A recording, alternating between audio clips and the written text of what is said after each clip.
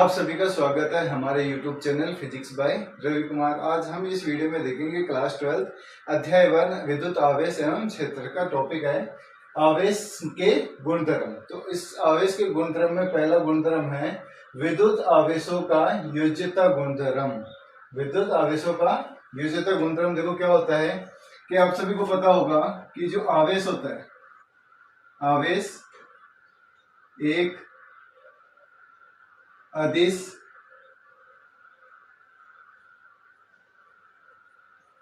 राशि होता है, अदिश राशि होता है। इसलिए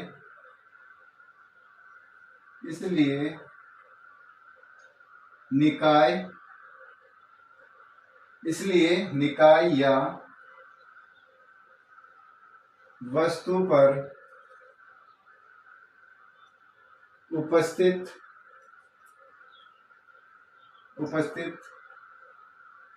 कुल आवेश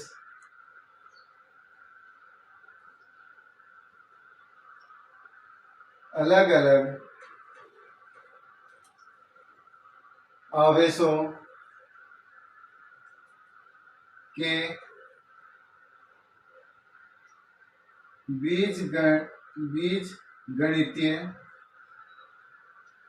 बीजगणितीय योग के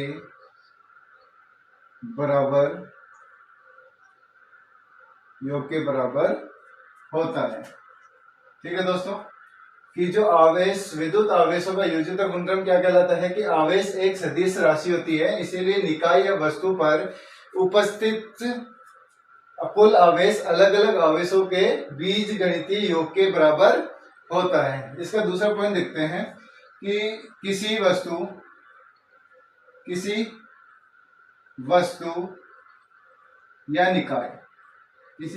या निकाय में आवेशों का मान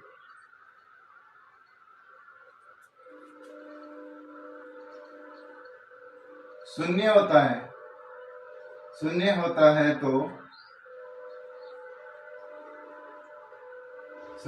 है तो वस्तु उदासीन कहलाती है।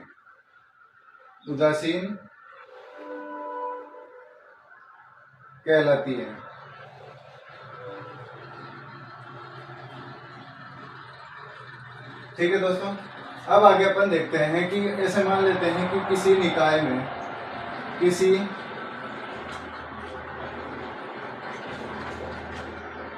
में कुल n आवेश हैं जो क्रमशः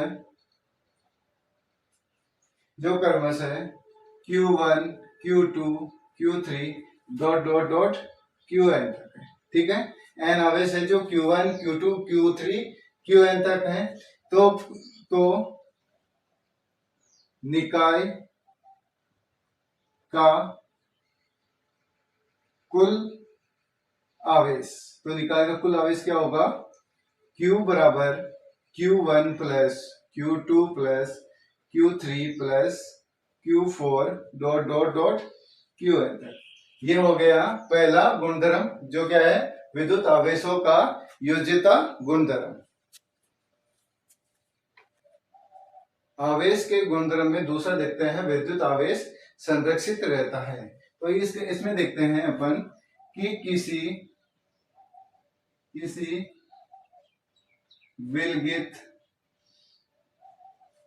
किसी विलगित निकाय का कुल आवेश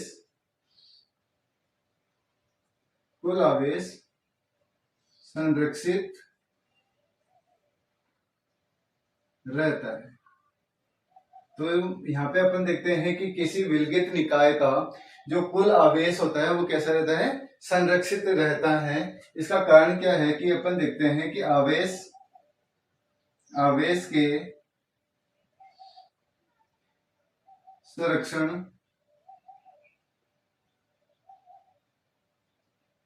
नियमानुसार।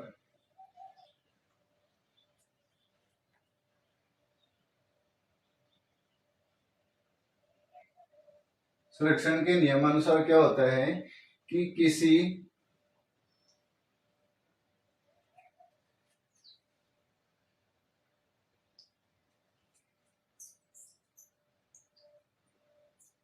आवेश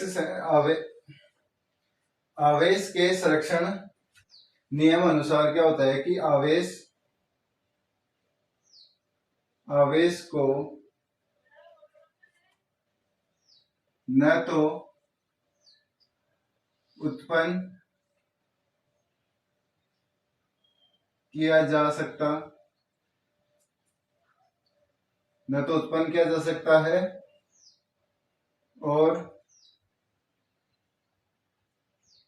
और न ही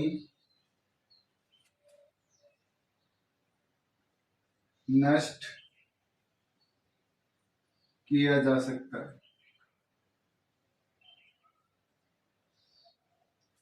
आवेश के संरक्षण नियमानुसार क्या होता है कि आवेश को न तो उत्पन्न किया जा सकता है और न ही नष्ट किया जा सकता है। जो आवेश होगा उसको इस आवेश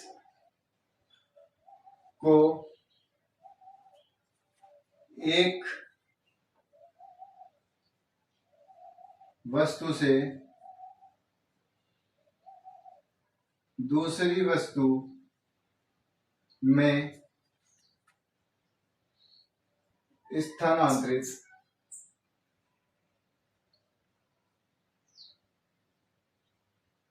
स्थानांतरित किया जा सकता है।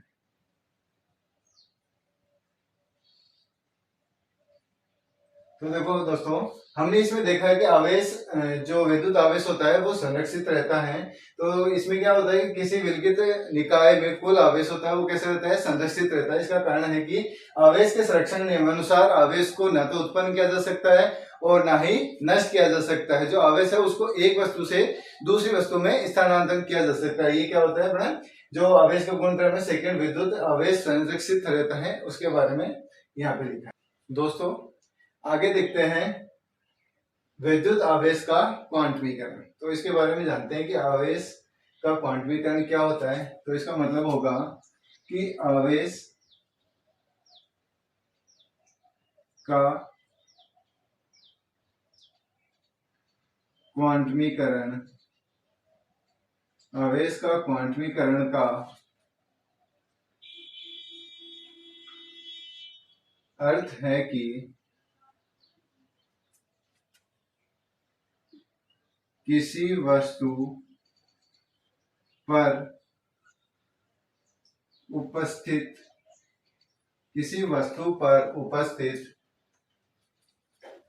कुल आवेश एक न्यूनतम निश्चित राशि के पूर्ण गुणज के रूप में विद्यमान रहता है। उस न्यूनतम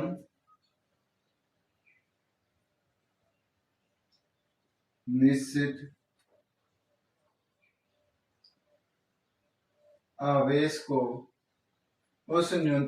आवेश को आवेश का क्वांटा कहा जाता है। और दूसरा पॉइंट देखते हैं इसका, आवेश का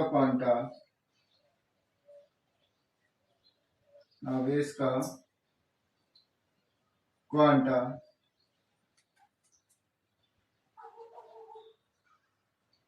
इलेक्ट्रॉन के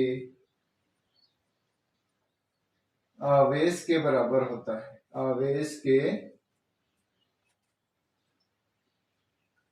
बराबर होता है। तो देखो इधर देखते हैं, आवेश का क्वांटा बराबर होता है इलेक्ट्रॉन का आवेश, और इलेक्ट्रॉन का आवेश कितना होता है 1.6 इंटू 10 की घात माइनस 19 कूलम होता है। आवेश का क्वांटा किसके बराबर होता है, इलेक्ट्रॉन का आवेश के बराबर होता है, और इलेक्ट्रॉन का आवेश होता है 1.6 इंटू 10 की घात माइनस 19 कूलम होता है। ठीक है दोस्तों, अब आगे देखते हैं कि किसी वस्तु पर उपस्थित कुल आवेश, किसी वस्तु पर उपस्थित कुल आवेश, मतलब किसी वस्तु पे जो कुल आवेश उपस्थित होता है वो कितना होता है Q बराबर प्लस माइनस ई एन, जहां n बराबर 1 2 3 4 ऐसे इन्फिनिटी। ठीक है दोस्तों, ये क्या है आवेश का क्वांटमीकरण। ठीक है दोस्तों,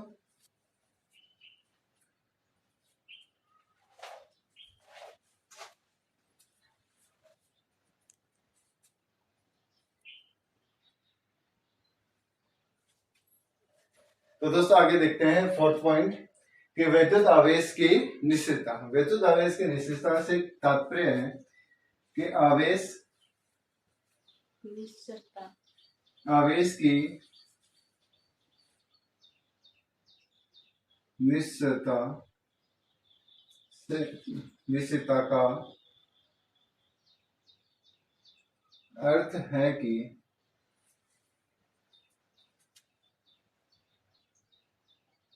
किसी कण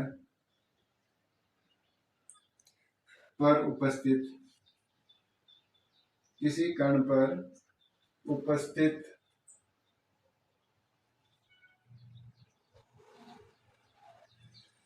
आवेश का मान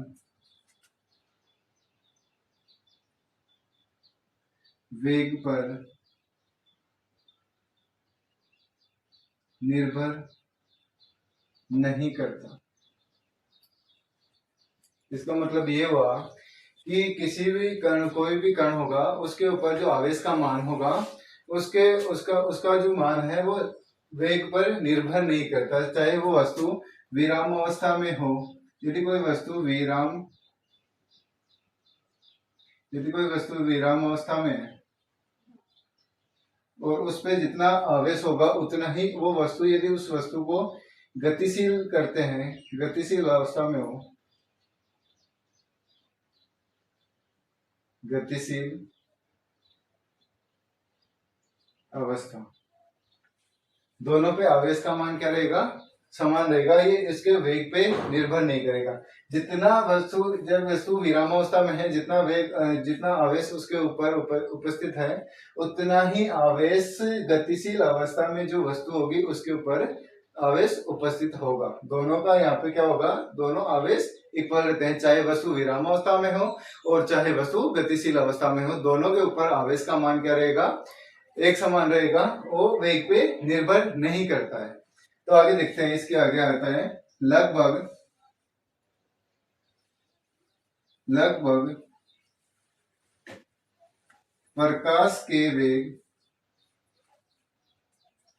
प्रकाश के वेग से गतिशील कण, प्रकाश के वेग से गतिशील कण द्रव्यमान वेग पर निर्भर करता है। मतलब जब प्रकाश के वेग से कोई गतिशील कण होगा और तो उसका द्रव्यमान वेग पर निर्भर करता है। ठीक है, तो आगे देखते हैं विशिष्ट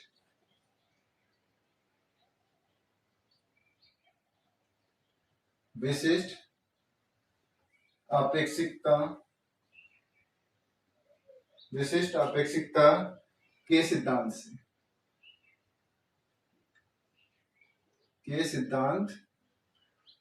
से। तो इसका सिद्धांत क्या होता है, m equal to m not upon square root 1 minus v square upon c square, जहां m नॉट इक्वल टू कण का विराम द्रव्यमान है,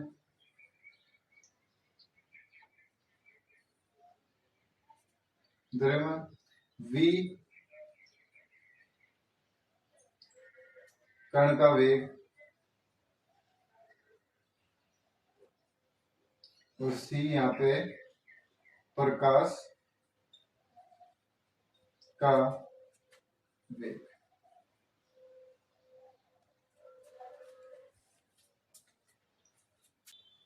आवेश के गुणधर्म में पांचवा पॉइंट है सजातीय आवेशों में प्रतिकर्षण तथा विजातीय आवेशों में आकर्षण पाया जाता है। तो हम देखते हैं इसमें सजातीय आवेशों का मतलब हो गया कि समान आवेश वाले जो भी कण या वस्तु होगी उसमें प्रतिकर्षण होता है, और विजातीय का मतलब हो गया कि अलग अलग आवेश जिसमें उपस्थित है उसके अंदर क्या होता है, आकर्षण होता है। तो हम देखते हैं कि यहाँ पे अपन एक दीवार की सहायता से कि एक छड़ को यहाँ पे लटका देते हैं, ठीक है, जो कौन सी है, प्लस आवेश वाली छड़ है।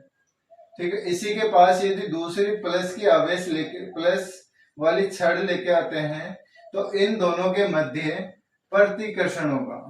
क्या होगा, प्रतिकर्षण होगा। क्यों, क्योंकि इन दोनों ये कैसे हैं, समजातीय आवेश है, और समजातीय आवेशों में क्या होता है, प्रतिकर्षण होता है। और यहाँ पे ये दोनों छड़ किसकी है, कांच की छड़ लेते हैं, कांच की छड़। ठीक है, दूसरा अपन देखते हैं कि किसी यहाँ पे माइनस छड़ लेते हैं जो प्लास्टिक की छड़ होगी, यहाँ पे एक लेते हैं प्लास्टिक की छड़। ठीक है, अब यहाँ पे जो माइनस वाली छड़ है, इस माइनस वाली छड़ के पास यदि माइनस वाली छड़ लेके आते हैं तो इन दोनों के बीच में भी क्या होगा, प्रतिकर्षण होगा। क्या होगा, प्रतिकर्षण होगा। क्यों, क्योंकि दोनों ही कैसी है, ऋणावेश छड़ है, कि इसके ऊपर भी माइनस है और इसके ऊपर भी क्या है, माइनस आवेश उपस्थित है। तो आवेश समजातीय होने के कारण यहाँ पे क्या हो जाएगा, इन दोनों में प्रतिकर्षण होगा। और इसी प्रकार तीसरी लेते हैं, तीसरा एग्जांपल करते हैं कि एक यहाँ पे लगा देते हैं कौन सी, माइनस वाली छड़, और यहाँ इसके पास यदि कोई प्लस वाली छड़ लेके आते हैं, कोई प्लस वाली छड़ लेके आते हैं, तो यहाँ पे ये वाली जो छड़ होगी वो होगी कांच की छड़, कांच की छड़, और ये होगी प्लास्टिक की छड़, प्लास्टिक की छड़। ठीक है, तो यहाँ पे देखो एक क्या हो गया, एक छड़ हो गई प्लस की और दूसरी छड़ किसकी है, माइनस की है। तो इन दोनों के बीच में क्या लगेगा, आकर्षण बल होगा, क्योंकि ये कैसी है, विजातीय आवेशों में, आपको पता है विजातीय आवेशों में क्या होता है, आकर्षण बल होता है। तो यहाँ पे ये कौन सी विजातीय आवेश उपस्थित है इन दोनों छड़ों पे, एक पे प्लस है और दूसरे पे कौन सा है, माइनस है। तो इन दोनों के मध्य क्या होगा, आकर्षण बल होगा। इसी प्रकार अपन कोई भी दो धातुएं लेते हैं, तो एक धातु किसकी होगी, प्लस की, और दूसरी भी किसकी लेते हैं, प्लस की लेते हैं। ठीक है दोस्तों, यदि दोनों अपन प्लस प्लस लेते हैं तो प्लस प्लस में हमेशा क्या होता है, प्रतिकर्षण होता है। प्लस प्लस में हमेशा क्या होगा, प्रतिकर्षण होगा। यदि एक में अपन लेते हैं प्लस और दूसरे में एक में लेते हैं माइनस और दूसरे में भी माइनस लेते हैं, यदि एक पे एक धातु माइनस की है दूसरी भी माइनस की है, तो इन दोनों में भी क्या होगा, प्रतिकर्षण होगा। इन दोनों में भी क्या होगा, प्रतिकर्षण होगा। अब यहाँ पे क्या करते हैं, एक लेते हैं प्लस की और दूसरी लेते हैं किसकी, माइनस की, तो इन दोनों में यहाँ पे क्या होगा, यहाँ पे होगा आकर्षण, क्योंकि एक प्लस का हो गया और एक माइनस का हो गया। तो यहाँ पे प्लस और माइनस क्या है, विजातीय आवेश है। जो विजातीय आवेश में क्या होता है, आकर्षण बल पाया जाता है और सजातीय में प्रतिकर्षण बल पाया जाता है। ठीक है दोस्तों।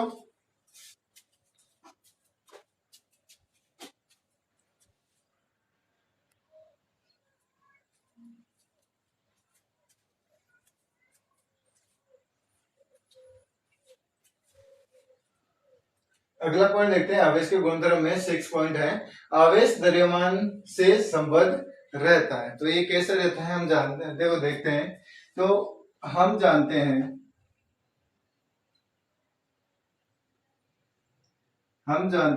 कि किसी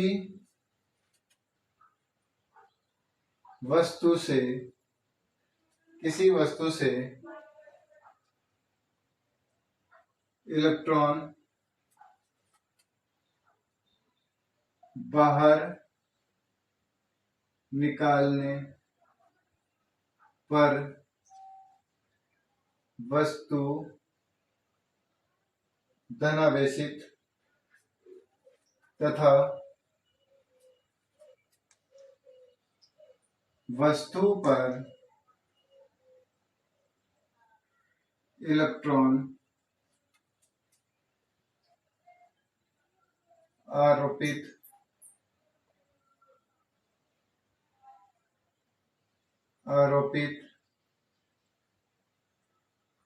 करने पर वस्तु ऋणावेशित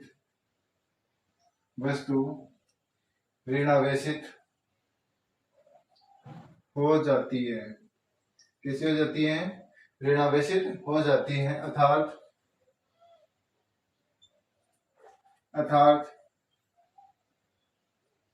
इलेक्ट्रॉन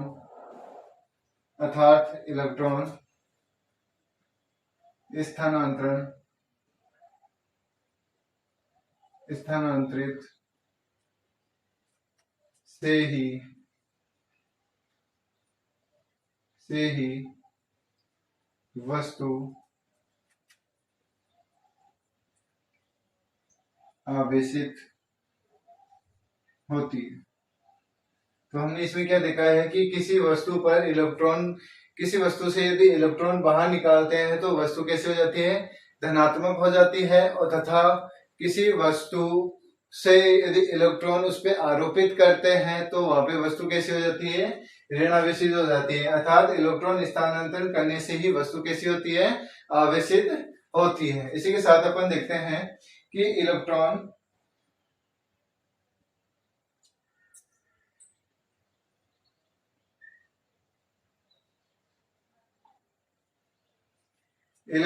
का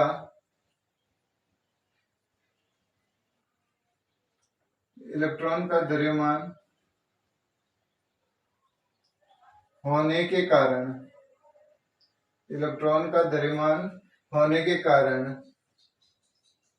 इलेक्ट्रॉन स्थानांतरण के साथ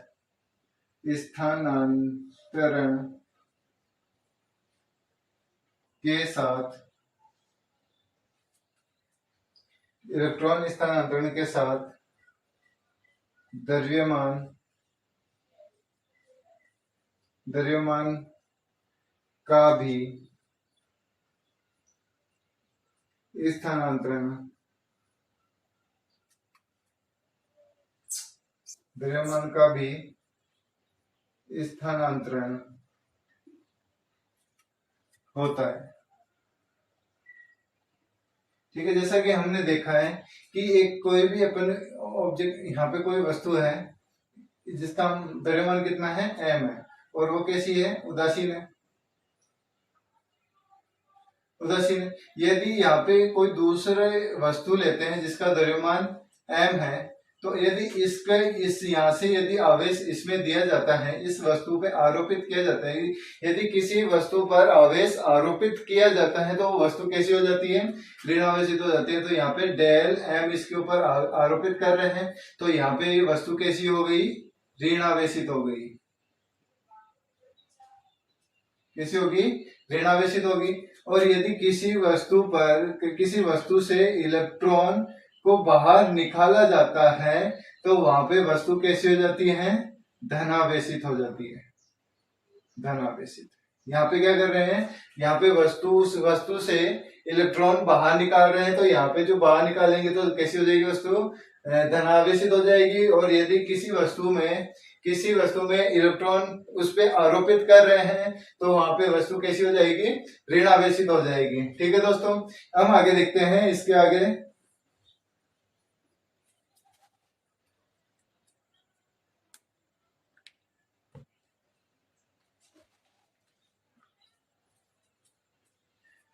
वस्तु के आवेशन के कारण,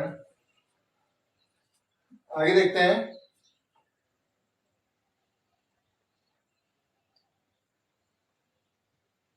वस्तु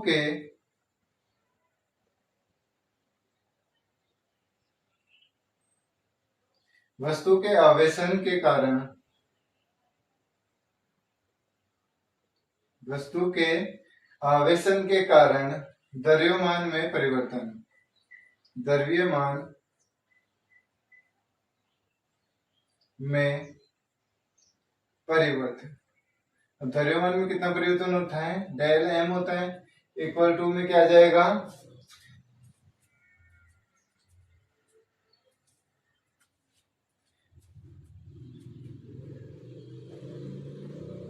परिवर्तन डेल एम इक्वल टू हो जाएगा एन एम ई, जहां एन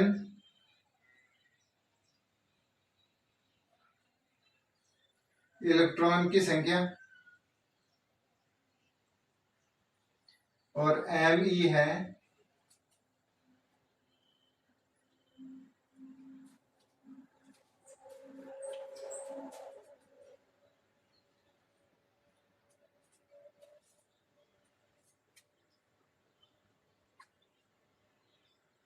एम ई इलेक्ट्रॉन का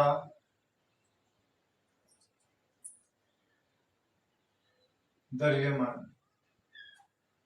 और इलेक्ट्रॉन का द्रव्यमान कितना होता है, 1.6 इंटू 10 की घात -19 कूलम। ठीक है दोस्तों, यदि आपको वीडियो अच्छा लगे तो लाइक करें, सब्सक्राइब करें, कमेंट करें और ज्यादा से ज्यादा शेयर करें। Thank you.